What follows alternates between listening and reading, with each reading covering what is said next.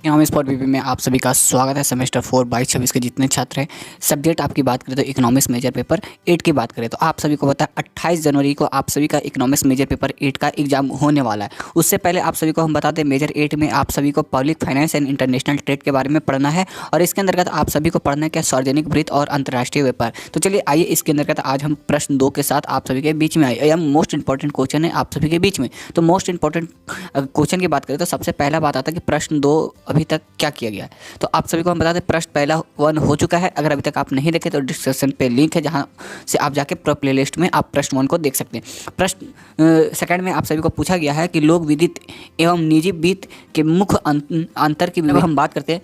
Clearly bring out the main point of distinction between public finance and private finance. देखिए, जब हम public finance की बात करते हैं और निजी वित्त का तो किस प्रकार से है, तो उसके बारे में बताना है और दोनों के अंतर किस प्रकार से की गई है इसके बारे में क्लियर करना है। तो कुछ हमने अपने शब्दों में लिखे ताकि आप सभी को आसान हो सके, एग्जाम में आप सभी को हेल्प हो सके, क्योंकि आपका कल एग्जाम है और आप सभी को ऐसा चीज़ें देना चाहिए ताकि आप सभी को जल्द से जल्द सोल्यूशन हो जाए, माइंड में आ जाए, ताकि कल जाके एग्जाम में आप लिख सके। तो चलिए प्रश्न 2 को आंसर में आप सभी को लिखना क्या है, विस्तृत रूप। देखिए, जो पैराग्राफ हमने जिस प्रकार से लिखा है इसी प्रकार से आपको पैराग्राफ सेम टू सेम लिखना है। देखिएगा, तो विस्तृत रूप में व्यक्तिगत वित्त और सार्वजनिक वित्त की प्राकृतिक में कोई मौलिक अंतर नहीं है। अगर प्राकृतिक देखें कि किस प्रकार से होता है तो मौलिक अंतर नहीं। अगर आप प्राकृतिक नहीं जानते तो प्रश्न 1 में पूछा गया था, प्रश्न 1 आप पहले जाकर देखें तो प्राकृतिक आपको समझ में आएगी, ठीक है। क्योंकि दोनों ही एक ही समस्या के समान है। दीर्घकालीन में दोनों ही क्षेत्र में आय और व्यय के बीच समन्वय स्थापित करना पड़ता है। दोनों ही क्षेत्र में वित्तीय व्यवस्था के रूप इस एक सहाय होता है।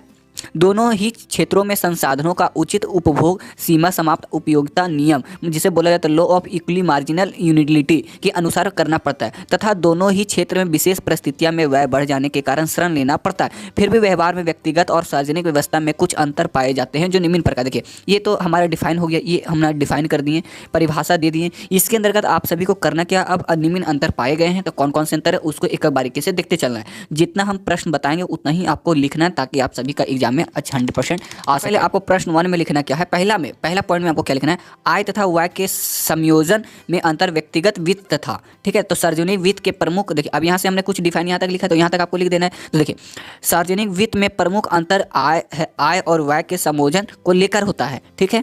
व्यक्ति अपनी आमदनी के अनुसार ही अपने खर्च को निश्चित करता है, परंतु राज्य पहले अपने व्यय की रकम निश्चित कर लेता है जब तक अनुसार आय प्राप्त करने की चेष्टा करता है। दूसरे शब्दों में व्यक्तिगत वित्त व्यवस्था में तावे पाव पसारी जाती है, लंबी चादर हो, मतलब cut off coating according to your cloth. बोला गया ना, जितनी चादर उतनी ही पैर फैलानी चाहिए, वही बात कही गई है। यह उचित अक्षरश सत्य है, अर्थात व्यक्ति को अपनी व्यय के समस्त अपनी आय के अनुसार करना पड़ता है। मतलब जितनी आपकी खर्च, जितनी आपकी आमदनी है उतना ही आप खर्च करें, ठीक है। परंतु राज्य अपनी आय के अनुसार करता है। सरकार पहले पाव पसार लेती है, उसके बाद ढपने के लिए आवश्यक वस्त्र जुटाती है। कहने का अर्थ यह है कि पहले वो खर्च ही कर लेता है, उसके बाद सोचता है कि खर्च को किस तरह से रिकवर किया जाए, ठीक है। इस प्रकार राज्य एक व्यक्ति के सापेक्ष व्यय के निर्धारण में भी अधिक स्वतंत्रता होता है। डोल्टन के शब्दों में, जबकि एक व्यक्ति अपनी आय के अनुसार व्यय के निश्चित करता है और एक राजकीय अस्थाई अपनी आय के व्यय के अनुसार निश्चित करती है, ठीक है। ये पहला पॉइंट हुआ। पहला पॉइंट में कुछ और बिंदु लिखे गए हैं, थोड़ा सा यहाँ तक है। यहाँ पे देखिएगा कि परंतु इस अंतर में कुछ अपवाद भी है, क्योंकि इन दोनों के बीच का यह अंतर केवल मात्रा का है। कभी धार्मिक और सामाजिक तत्वों पर व्यक्ति की भी अपनी आय का संयोजन व्यय पड़ता है, तथा अतिरिक्त व्यय के पूरा करने के लिए आय के अतिरिक्त साधन खोजने पड़ते हैं। यह भी कहना भी भ्रमात्मक है कि सरकार सदैव ही अपने व्यय के अनुसार आय प्राप्त करने में सफल हो जाती है। कभी कभी सरकार को भी अपनी आय के सीमा को रखने के धोए से व्यय की कटौती करनी पड़ती है, तथा अपनी उत्पादक योजनाओं तक को स्थगित कर देना पड़ता है। यह भी आवश्यक नहीं है कि व्यक्ति और सरकार की आय और उसके व्यय के समस्त निश्चित समृद्धि के भीतर हो जाए।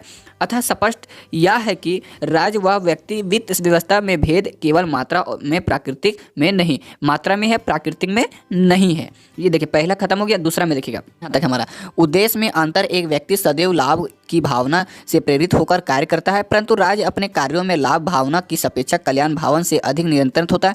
व्यय करते समय व्यक्ति का अपना व्यक्तिगत स्वार्थ प्रधान होता है, जबकि राज्य एक प्राकृतिक संस्था होने के नाते स्वहित और लाभ की भावना से चलित ना होकर जनहित तथा सेवा भाव से संचालित होता है। एक व्यक्ति सदैव यह प्रयास करता है कि उसे अधिक से अधिक बचत हो, जबकि राज्य अपनी बचत की अपेक्षा में सामाजिक लाभ को प्राथमिकता देता है। तीसरा पॉइंट में आपको लिखना क्या है, तीसरा अंतर क्या है। बजट में अंतर व्यक्ति तथा सरकार के बजट में विभिन्न होती है। निजी वित्त में अपनी आय में कुछ भाग बचाना बुद्धिमत तथा दूरदर्शिता का प्रतीक समझ जाता है। यदि किसी व्यक्ति के बजट दिखलाई पड़ता है तो यह उस व्यक्ति के कुशल प्रबंध परिणाम समझ जाता है, किंतु सरकारी बजट में बचत का होना वित्त मंत्री की कुशलता का प्रतीक। यदि सरकार बजट रखती है तो दो अर्थ हो सकते हैं। पहला, या तो जनता पर अधिक मात्रा में कर लगाकर आय को अनावश्यक रूप से ऊंचा रखा गया है, या सरकार कल्याण योजनाओं पर उचित रूप से खर्चा नहीं कर रही है। आधुनिक युग में तो घाटे का बजट भी राष्ट्रीय विकास के लिए अच्छा माना जाता है।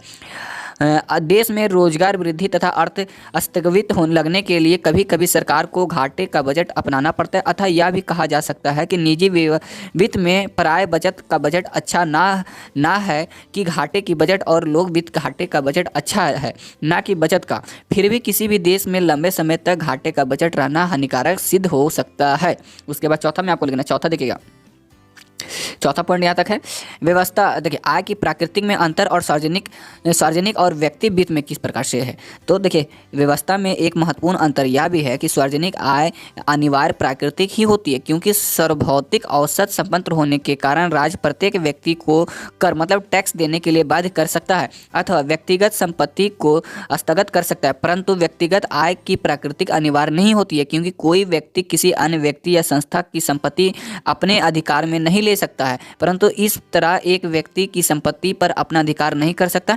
उसी तरह एक राज्य भी दूसरे राज्य की संपत्ति पर अपना अधिकार नहीं कर सकता। राज्य के केवल अपनी जनता से ही करोड़ों या ऋण में धन वसूल कर सकता है।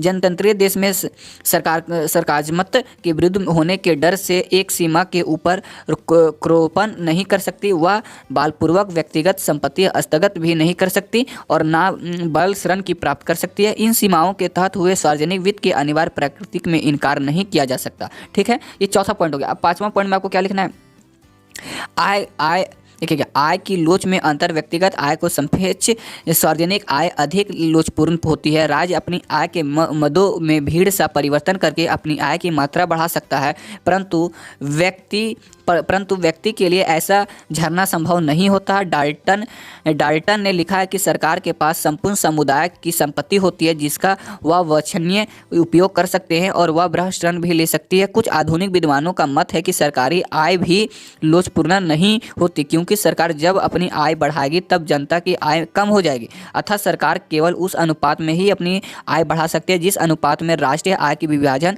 जनता और सरकार के बीच होती है। छठा में आपको देखिए, श्रणों की प्रगति में अंतर व्यक्ति के सापेक्ष और राज्यों के पास व्यय को पूरा करने हेतु ऋण प्राप्त करने में अधिक साधन उपलब्ध होती है। सरकार अपने देश में नागरिकी के ऋण प्राप्त करने के साथ साथ विदेशी सरकारों तथा विदेशी नागरिकों से भी ऋण प्राप्त कर सकती है। इसके अतिरिक्त राज्य की शाखा अधिक होने के कारण वह अपनी शर्तों पर ऋण प्राप्त कर लेता है, परंतु एक व्यक्ति को क्षमता की शर्त ऋण लेना पड़ता है। यही नहीं, कुछ विद्वानों का तो यह कहना था कि राज्य अपने नागरिकों को ऋण देने के लिए बंद नहीं कर सकता। राज्य मुद्रा की सूजन करके भी आने देने चेक जिम्मी पूरी तरह कर सकता है, परंतु व्यक्ति के लिए यह स्रोत 20 बिंदु है। सातवां पॉइंट में आपको लिखना क्या, ध्यान दीजिएगा, व्यय की प्राकृतिक में अंतर में सिल्वरमैन सार्वजनिक वित्त और व्यक्तिगत वित्त में अंतर बताते हुए कहा कि व्यक्तित्व सदैव इस प्रकार से कार्य करता है कि अधिकतम लाभ हो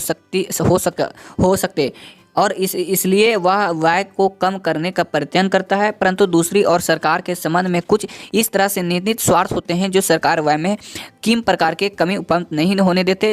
राजनीतिक दबाव, दलगत नीति, विभागीय हित आदि अनेक ऐसे ऋण होते हैं जो कि राज्य को व्यय करने के लिए बाध्य करते तथा प्रत्येक प्रकार के बचत की विरोध करते हैं। पर्नेल इस संबंध में लिखा है कि प्रत्येक सार्वजनिक विभाग सदैव अधिकतम विश्वसनीय ऋण देने के लिए तैयार करता है, क्योंकि स्वयं की आय स्तर परिवर्तन स्तर पर रखना आवश्यक है। 8वां पॉइंट में आप सभी को लिखना है क्या, सुरक्षा व्यय की सरकार अपनी आय के महत्वपूर्ण भाग सुरक्षा व्यय करती है। देश को आंतरिक अशांति एवं आक्रमण से बचाने सरकार के पुनीत कर्तव्य है। देश में कानून और शांति बनाए रखने को राज्य के कर्तव्य होता है, अतः सरकार की सुरक्षा परिवहन करना आवश्यक है, किंतु प्रति व्यक्तियों को इस प्रकार का व्यय करना प्राय आवश्यकता नहीं होती। 9वां पॉइंट में आप सभी को लिखना क्या है, समय की अवधि पर अंतर किसी खास समय के लिए अपना बजट तैयार नहीं कर सकता, अर्थात इसके आय व्यय को कोई निश्चित अवधि नहीं होती। तो दोस्तों इस प्रकार से 9 पॉइंट हमने लिखा।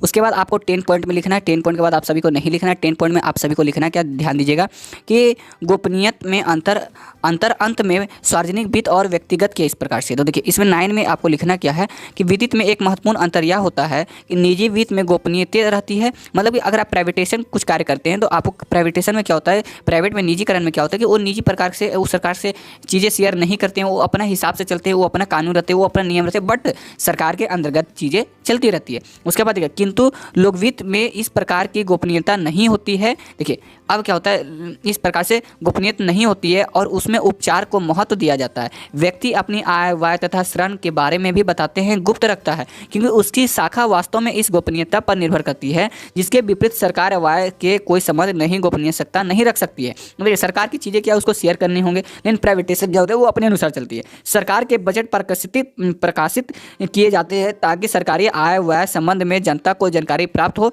तथा जनता बजट की आलोचना कर अपने विचार प्रकट करे। कभी कभी सरकार जनता के सुझाव को प्रकाश में बजट का आवश्यक परिवर्तन भी करती है। इस प्रकार से स्पष्ट है कि सार्वजनिक वित्त और व्यक्तिगत वित्त के अनेक अंतर हैं। यह कारण राष्ट्रों के अध्ययन के लिए प्राथमिक शस्त्र से आवश्यकता पड़ती है। तो इस प्रकार से हमने किए कि आप सभी के बीच में इकोनॉमिक्स मेजर पेपर 8 का आप सभी के बीच में public finance and international trade की बात करें तो लोक वित्त में निजी वित्त किस प्रकार से है, तो आप सभी को समझ में आएगा। मतलब कि लोक वित्त मतलब कि सामाजिक, और निजी मतलब कि लोक मतलब आप समझ लिए सरकार, ये सरकार हो गए, सरकारी काम, सरकारी योजना। और निजी मतलब हो गया कि प्राइवेट, मतलब जो आप प्राइवेट स्कूल जैसे होता है, प्राइवेट कंपनी होता है, प्राइवेट व्यापार होता है, प्राइवेट काम होता है, तो उसमें आप चीज़ों को अपने गंभीर से रख सकते हैं, अपने अनुसार रख सकते हैं, अपने हिसाब से रख सकते हैं। बट लोक वित्त में क्या होता है कि सभी को मालूम चलना चाहिए। अगर इसको प्रचार प्रसार भी किया जाता है कि कितना आय बढ़ा, मान लीजिए गोल्ड है तो गोल्ड क्या है, लोकप्रिय है, सबको मालूम चलता है कि कितना रेट बढ़ा कितना घटा। लेकिन मान लीजिए एक स्कूल का फीस, मान लीजिए आज ये स्कूल का फीस 10 रुपया है, तो अगले स्कूल का ये नहीं है कि वो 10 रुपये रखेंगे, क्योंकि वो 20 भी रख सकते हैं। और उनका क्यों, क्या कारण है, किस प्रकार से 20 रुपये रख रहे हैं, वो अपना हिसाब से डाटा देंगे आप। लेकिन सरकारी स्कूल में जो चीज़ें रखी जाती है वो अपने हिसाब से रहती है। तो इस प्रकार से सार्वजनिक और लोकप्रिय की अनेक उदाहरण के साथ आप अपने अपने हिसाब में भी लिख सकते हैं। बस हमारा यह संभव है कि हमने जो लिखा ये चीज़ों को समझे। जब ये चीज़ें समझेंगे तो अंतर आपको धीरे धीरे समझ में आएगी। उसके बाद आप अगर भूल भी जाते हैं तो एग्जाम में आप ये चीज़ें को दर्शा सकते हैं। ठीक है, तो दोस्तों आज के लिए इतना ही। सेकंड क्वेश्चन आप सभी का सॉल्व हो चुका है। नेक्स्ट हम तीसरा क्वेश्चन में मिलेंगे। आज रात तक आप सभी को कम से कम 10 इंपॉर्टेंट क्वेश्चन मिलेगा ही मिलेगा, ताकि कल आपके एग्जाम में वो सारे प्रश्न पूछे जा सके। तो चलिए आइए वीडियो को समाप्त करते हैं। वीडियो अच्छी लगी तो लाइक शेयर और सब्सक्राइब आप पे डिपेंड करता है। और नेक्स्ट वीडियो के लिए हमारे प्लेटफॉर्म पे बने रहे रात भर।